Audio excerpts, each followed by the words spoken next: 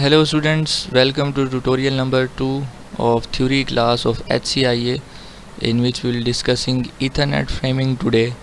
So let us start. Ethernet framing. Now Ethernet framing in forward transmission over a physical medium requires rules that define the communication behavior. So the management of the forwarding behavior of Ethernet based networks is controlled through IEEE 802 standard. For that we have to have good knowledge of the Ethernet framing. So we will discuss these things in this topic.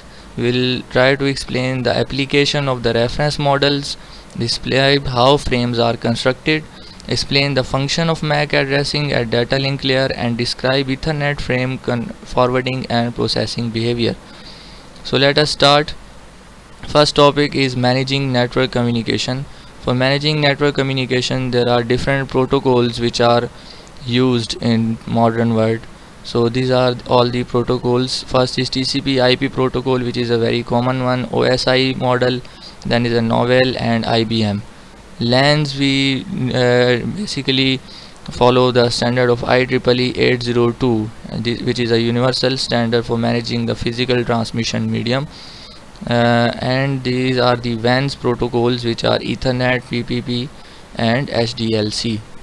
Now layered models. First of all we will discuss TCP/IP layer model, in which there are 4 layers, which is called application layer, transport layer, network layer and network interface.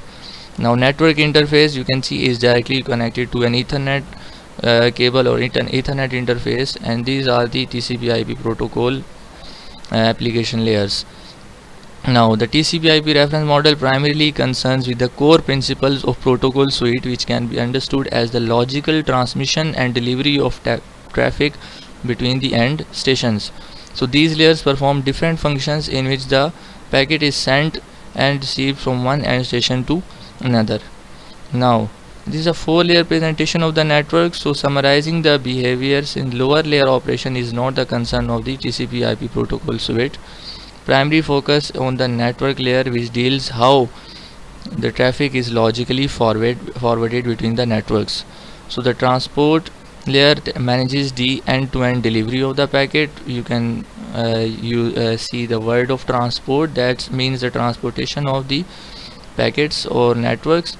And then the last one is the application layer, which represents an interface through a variety of protocols that enable services applied to end user application processes.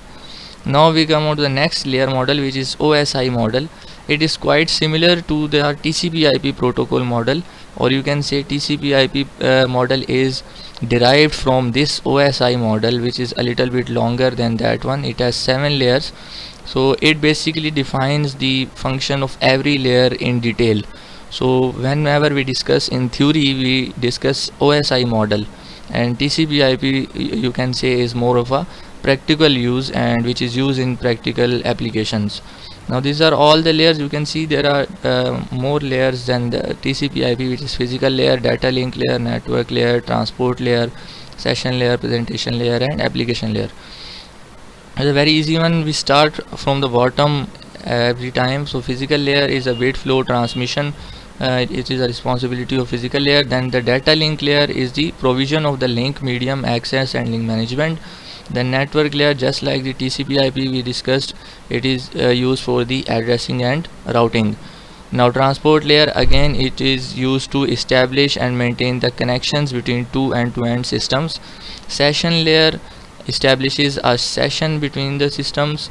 Presentation layer is used for the data formatting and encryption or decryption of data, and application layer is the last layer, which is used to provide services to the user end. Now how we encapsulate data, you can see here, as we discussed in the previous slide, that encapsulation, a physical layer, it is a bit format. Then it is connected to a data link layer packet, which has data and different heads. When we go to the network layer, it has the data and one packet is removed. That means the one packet was meant for the network layer, which it used and deleted. Then this will go on to the transport layer after the network has been established between the end stations, and transport layer will transport the data, and session will be established between the end stations and the data will be transported just like this. Now if the connection between two end station is established, for example host A and host B, so this is the frame we are talking about. It has a header and a trailer with the data. So data link layer frames are used to govern transmission over the communication medium. So as part of the standard, data is encapsulated with instructions in the form of a header and a trailer before it can be propagated over physical media on which Ethernet is supported. So each stage of encapsulation is referred to by a protocol data unit or PDU, which a data link layer is known as a frame. So this frame is also called PDU or protocol data unit. Now Ethernet frames contains instructions how to govern data and how to transmit the data. Now there are the frame formats for the Ethernet 2 and IEEE 802.3. You can see here Ethernet 2 has this frame format: DMAC, which is destination MAC address, source MAC address, type of data, and FCS. Now these are a little bit theory. The important thing is I have already told you everything, that MAC address is always for any end device, then source MAC address, destination, and type of the data we are sending. Now Ethernet 2 frame, this is the format for the Ethernet 2 frame, in which it has destination MAC, source MAC, type, data, and the FCS. FCS is of 4 bytes, and type of the data we can send here is the 080 hashtag 08000 or 0806. The Ethernet 2 frame type is associated with protocols with a type value greater than 1536. Now if the protocol is IP protocol, then the type value will be this, and if protocol is ARP, which is address resolution protocol, then the frame type will be this. Now the next thing is IEEE 802.3 frame, in which we will discuss this in detail, that it has length header, also LLC header and snap header, and IEEE 802.3 frame type is associated with protocols with a type value less than 1500. Now frame forwarding, how the frame is forwarded, it is very easy process. So DMAC, which is the destination MAC type field, contains the MAC address for the destination. For example, these are the two devices, data is being sent from host A to host B here. So what will be there is destination MAC, which will tell the packet to where the data should be sent. So media access MAC control, which is MAC addressing, facilitates data link layer communication. Now Ethernet MAC address, this is a little bit different. It has 48 bits, but it is OUI, which is usually known as the organizationally unique identifier, which is the address value of the vendor which is providing that MAC address, and this 24-bit will be assigned by the organization which is using that MAC address. Now unicast frame forwarding, it is an important thing. Unicast frame forwarding means that frame will be forwarded to only one destination. Now how we know that it is unicast frame? You can see this is a frame of 48 bits, in which 7 bits are the first ones, and then is the 0. This 0 defines that it is unicast frame forwarding. The transmission of frames within a local network is achieved by using one of 3 forwarding methods. The first is unicast, and refers to transmission for a single source location to a single destination. Now as I said that for the 8 bit of the most significant octet in the MAC address field identifies the type of the address. This 8 bit is always set to 0, where the MAC address is a host MAC address and signifies that any frame containing this MAC address in the destination MAC address field is intended for a single destination only. That's what I told you earlier, that if this 8 bit is 0, that means it is a unicast frame and it will be going to only a single destination. Now broadcast frame forwarding, you can see here their value is like this. All the F's, that means fully covered and the frame will be broadcasted to all the hosts in the area. Now multicast frame forwarding, there is not much difference in unicast and multicast. If the 8 bit is 1, that means our data will go to multicast. Multicast means that it will go to more than one destinations. Now you have to understand the difference between multicast frame and broadcast frame. Broadcast frame is the one which will be sent to all the PCs or host devices in a network, but multicast a little bit different because it will be sent to only specific devices. It will be sent to more than one devices, but it will be sent to specific selective devices which we allow to. So it is also called selective broadcast. So you have to keep that difference in mind. Now carrier sense, which we discussed in the first lecture also briefly.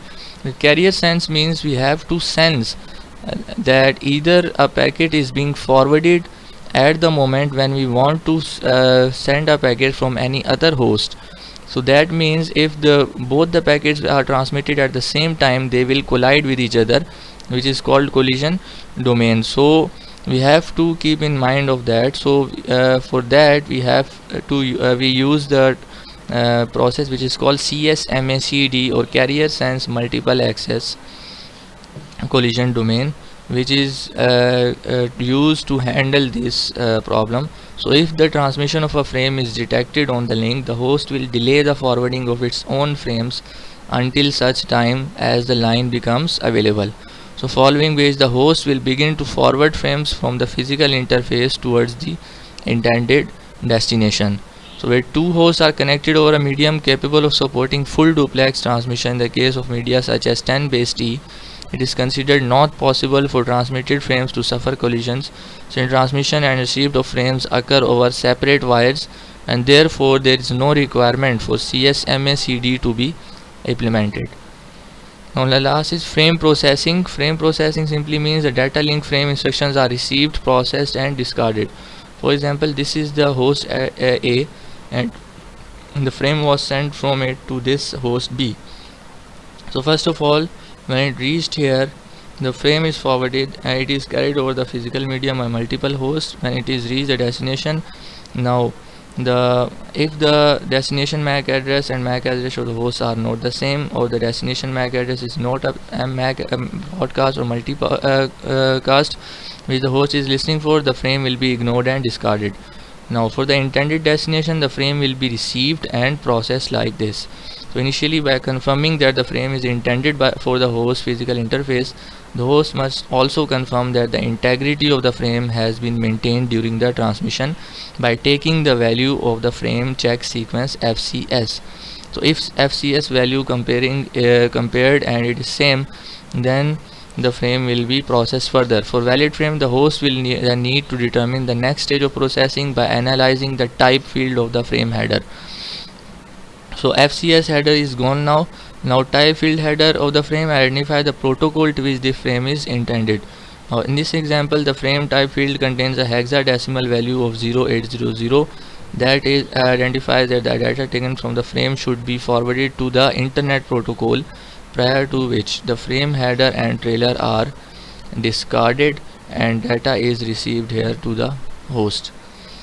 Now we discuss the summary. How does Ethernet determine the protocol to which a process frame should be delivered? So as we discussed earlier, there is a typed field that references to the protocol in which should be forwarded. So common examples which we discussed in the topic also are the IP protocol, which has the type field value of 0 multiplied by 0800, and ARP, which is 0 multiplied by 0806. Next question is, how is determined whether a frame should be processed or discarded upon being received by an end device? So it is a very simple thing which we discussed in the last slide. The destination MAC address contained within the frame header is analyzed by the receiving end station and compared to the MAC address associated with the interface on which the frame was received. So if that MAC address and interface MAC address do not match, the frame is discarded.